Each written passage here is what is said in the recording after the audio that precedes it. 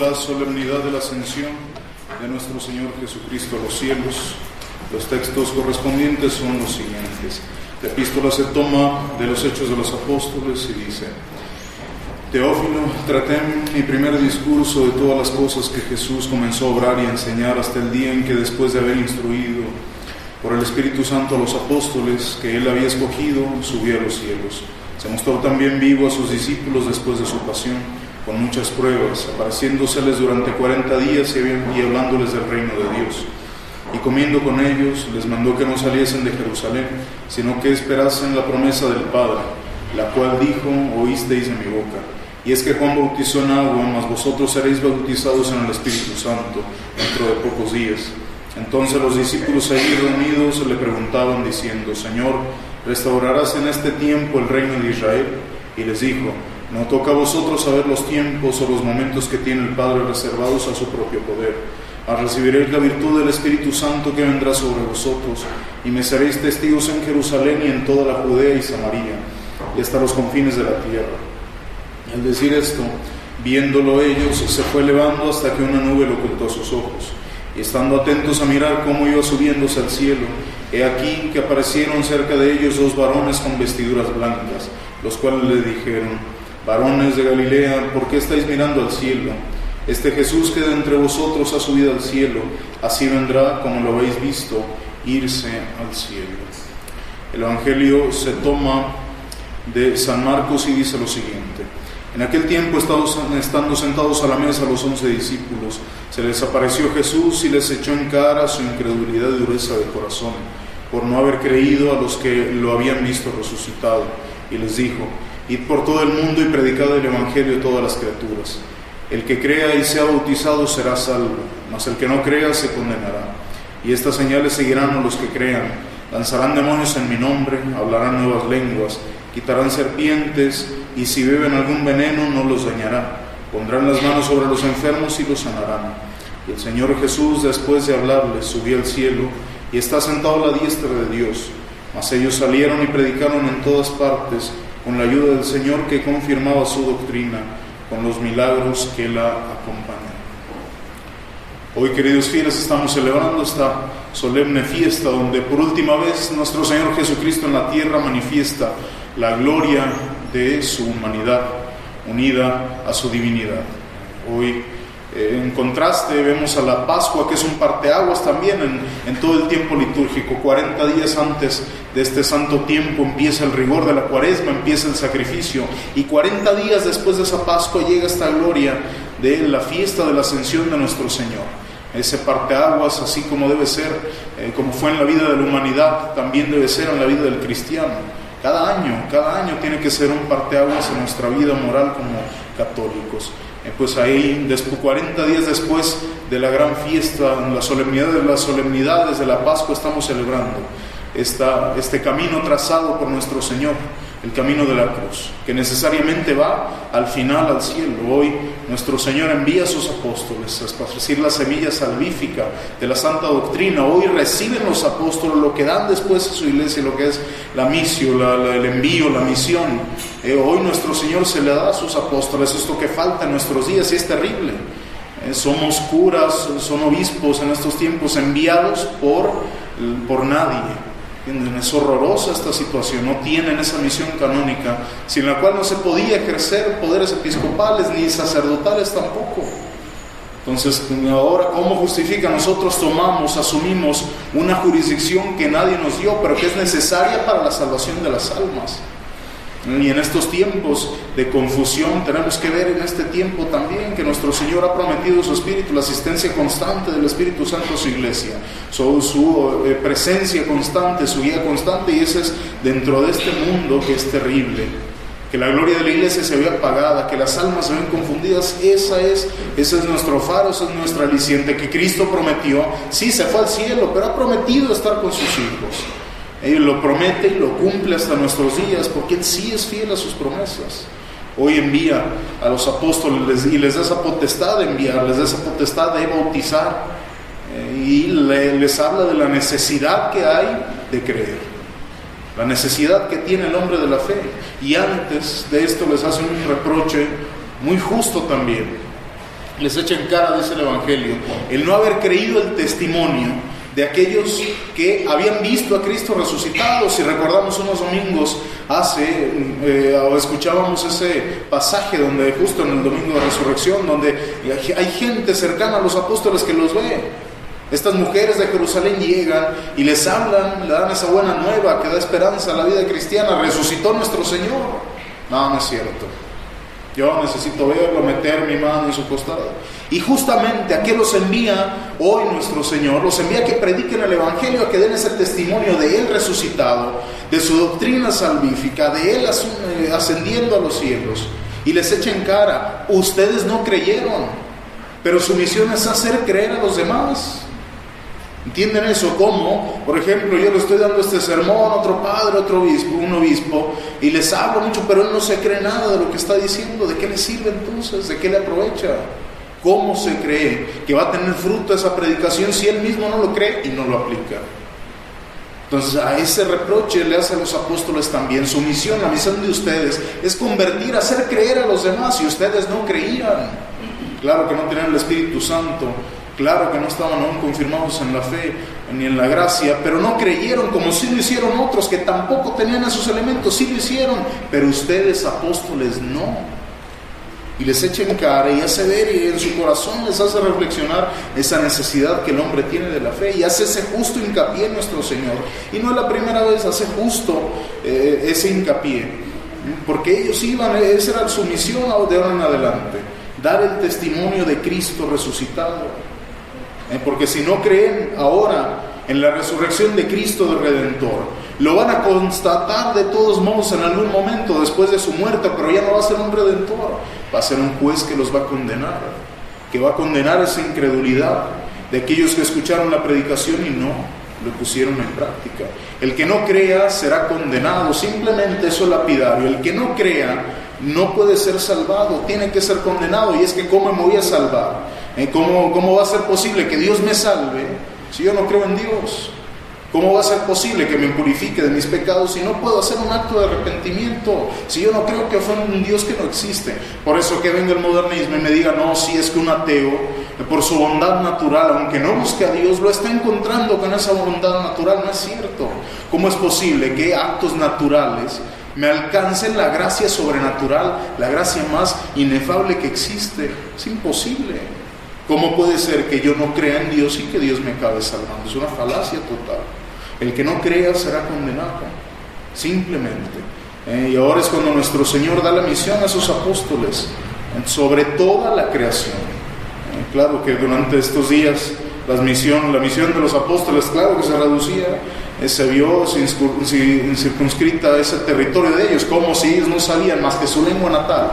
¿Cómo iban a hablarle a los de Samaria? ¿Cómo iban a hablarle a los gentiles si no conocían su idea? Con señas no se podía. Entonces, durante este tiempo que nuestro Señor les dio esa misión, estaba reducido ese territorio. Pero si Cristo les dice: vayan por todo el mundo, no dice: y a ver cómo le hacen, a ver con qué medios. No, nuestro Señor da siempre que nos da un mandato, siempre que nos llama a una misión, nos va siempre a dar la gracia y los medios necesarios para realizarla. Si no lo hacemos pues por pura negligencia nuestra: no, es que no pude, Señor.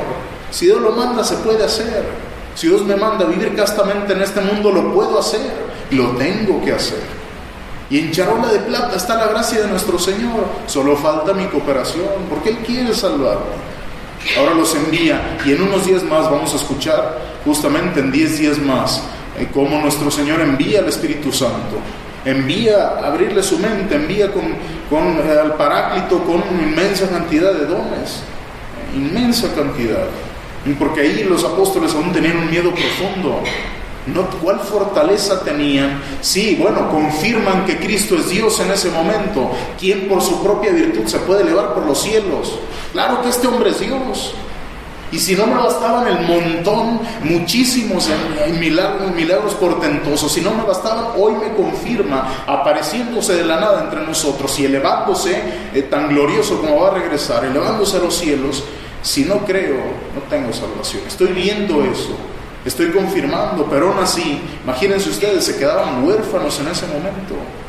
¿Quién los iba a fortalecer? Y tenían miedo.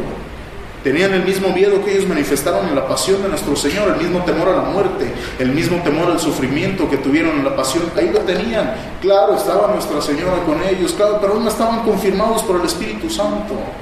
Y necesitaban esa fortaleza, no solamente el don de lenguas, necesitaban esa fortaleza y los dones que da el Espíritu Santo y los carismas que en su tiempo necesitaba la iglesia, también los necesitaban los apóstoles y Dios se los iba a enviar. En unos días escucharemos de qué formas misteriosas trabaja la providencia, en cómo manifiesta ahí en el Pentecostés su providencia, su poder, su bondad, su sabiduría. 12 hombres contra el mundo, y además un mundo que los detestaba por esa doctrina nueva, que esclavizaba sus vicios, que condenaba sus vicios, que condenaba sus inclinaciones. Es humanamente imposible si esa doctrina no fuera divina. Y los envía estos 12 contra el mundo, y el mundo se doblega y se cristianiza, y acaban por cristianizar todo el mundo. Pero así como nuestro Señor ofrece a la salvación, a las almas la salvación, exige también de ellas, y primeramente, ¿qué exige? La fe. Es una condición fundamental y absolutamente esencial para recibir la bienaventuranza eterna, para recibir la gracia, y es algo que no puede ser reemplazado de ninguna forma, la fe. Por eso la incongruencia de que ahora me digan los que se dicen ser católicos, no, bueno, si no tiene la fe verdadera, tiene alguna clase de fe, en alguna clase de Dios se puede salvar, ignorando la fe que los apóstoles, que sangre les costó traernos, ignorando siglos de cristiandad, ignorando siglos de martirio. No importa, se puede salvar. Es una incongruencia tremenda. Cristo exige la fe en el alma, porque naturalmente en un adulto el tener esa fe, ese acto de fe conduce a la gracia, conduce al bautismo, cosa que un adulto, si viene a bautizarse sin la fe, si no cree en el sacramento que está recibiendo, si no se arrepiente, si no cree haber ofendido a Dios, ese sacramento es inválido. Ese sacramento no surge efecto porque no tiene la voluntad de ahora. En el caso de los niños, por eso es tan importante que tenga un padrino que responda, que sí crea principalmente porque es su guía, y que responda por la fe de ese niño. Ahora es simplemente un acto social. Es que lo estimo mucho, es mi compadre y se desentienden toda la vida. Su obligación es darle un billete cada semana, su obligación es cuidar por la fe de ese niño. Y si ve que se está descarriando ese niño, esa niña, es obligación de ustedes como padrinos el orar y velar por ellos. Es algo que realmente Dios nos va a reclamar en nuestro juicio si no hemos cuidado como padrinos, como padres, la fe de sus hijos. Y hoy nuestro Señor se eleva delante de los ojos de los apóstoles, se desaparece con la misma gloria y con la misma majestad que vendrá el último día. Así desaparece de sus ojos. Por eso es que se apaga el cirio justamente después del Evangelio. Desaparece nuestro Señor de la vista de los suyos. Se disipa su imagen bendita entre los cielos. Imaginen ustedes esa profunda alegría que sintieron aquellos que vieron la ascensión de nuestro Señor, aquellos que vieron su humanidad glorificada por última vez en este mundo. Imaginen ustedes después de verlo humillado en el madero de la cruz, hecho una llaga humana, después verlo glorificado y otra vez elevándose, su humanidad glorificada y su divinidad manifestada. Humillado una vez y ahora glorificado. Imaginen ustedes la esperanza de aquellos que vieron, sí, era cierto lo que decía, no solo con la resurrección, me confirma que resucitó para llevarme hacia donde va Él. María Santísima, sin duda alguna, estaba ahí, la que fue fiel en la cruz, fue fiel también en la ascensión de nuestro Señor. Y así trabaja Dios, primero haciendo creer a los enemigos que hemos sido humillados, y después a sus enemigos ha de confundirlos exaltando a aquellos que les oyeron. Después de ver al varón de dolores sudar sangre entre angustias en ese mismo monte, donde después se elevaría a los cielos con gloria y majestad, manifestaría que es Dios verdadero, Dios eterno y omnipotente. Así confunde Dios a las almas impías. Pues no seamos, queridos fieles, de esas almas impías que tienen que ser confundidas en el último día, en el juicio final. Así, al quedarse viendo al cielo, los apóstoles, claro, viendo que desaparecía nuestro Señor de su vista, delante de ellos se aparecen dos seres espirituales, dos ángeles, y les dicen: hombres galileos, que se quedan viendo al cielo, anhelando aquello, esperando, ¿y cuándo será? Cristo volverá. Pero ahora va a volver no como un redentor, sino como un juez. Vigilar y orar. Y nuestro Señor cumple. Y aún así, aunque va a volver en el juicio final, nuestro Señor sigue volviendo. Entre tanto, por su amor, por el amor a sus hijos, sigue viniendo a nosotros. En el Santísimo Sacramento de la Eucaristía vuelve tan indefenso y oculto como en Belén. Imaginen ustedes, el Dios omnipotente, creador del todo, anonadándose tanto que a juicio del sacerdote entra y sale, va y viene de la iglesia. Otra vez viene a nosotros oculto como en Belén, oculto como en Egipto bajo esas especies eucarísticas. Vuelve otra vez como víctima amorosa, renovando sus tormentos en el místico Calvario de la Santa Misa. Y vuelve a ser ese divino preso abandonado, despreciado, olvidado en el encierro del sagrario. Y volverá así, queridos fieles, finalmente a hacer justicia a aquellos que le amaron, a aquellos que fueron despreciados por su causa, y hacer justicia también a aquellos que lo despreciaron, humillando a los que sí le amaron. Y es decisión nuestra en qué bando estaremos. Hoy acabó Cristo de trazar el camino de las almas cristianas en este mundo, en que consta en pasión, martirio, cruz y muerte, que son germen de semilla de resurrección, son semilla de resurrección y gloria. Pues no seamos almas que abarrotan, queridos fieles, esa senda ancha del infierno, dejando solo a Cristo nuestro Señor en esta senda santa que amorosamente hoy terminó de trazar. Pues que María Santísima, fiel a Cristo en su vida, con su madre, fiel en su muerte y en su resurrección y también en su ascensión, nos alcance la gracia de imitar a su Santísimo Hijo, su santísimo ejemplo, y con ella cantar las alabanzas eternas en la bienaventuranza del cielo. Ave María Purísima. En nombre del Padre, del Hijo y del Espíritu Santo.